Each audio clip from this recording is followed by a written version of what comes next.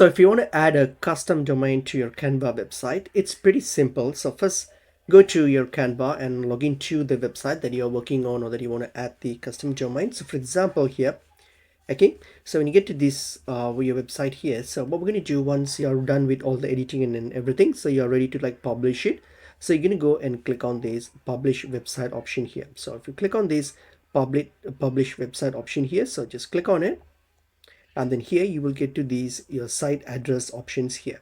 And now to add your domain, like your custom domain, you need to have the Canva Pro version. So you need to subscribe to the Canva Pro, then only you will have that feature where you can add your custom domain. So here I don't have the Pro feature, but you should see something like this.